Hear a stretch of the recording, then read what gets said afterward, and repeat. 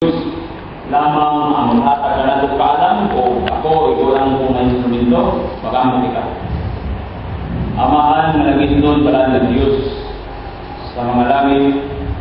We come to you with our head down to ask you to give us blessings and wisdom so we may understand how to listen suffering and how to purify our body, the church. Lord, help us today so we may learn to accept your message and we may be able to be a part of this message. In Jesus' name we pray. Amen. Now, our topic is entitled Dynamic Healing. Dynamic Healing. Mostly, ang ato ihatagan o pagtagan, no, is all about what? Religious or spiritual aspect. We come to church, we pray, we read the Bible, but we forgot to learn, okay? We forgot to learn how to care for our body and how to prevent and how to treat.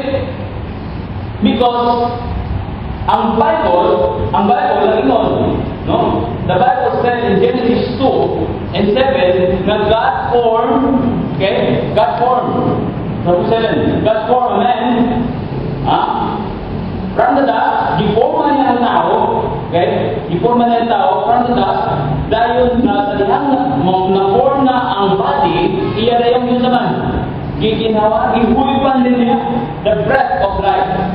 After gihuyupan niya o kinabuhi, nga mo ang hangin o breath, nahimo ko zaman, living soul.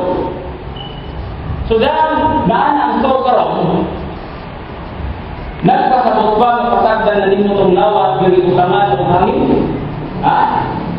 Pasagdan na ba ito mo? Kaya, uwi naman ka, you come to church, you pray, religiously, you obey the Lord, and religiously, you preach the gospel. Mag-Bible study ka, mag-share ka message, but ang hinungdan, nagkasakit ka.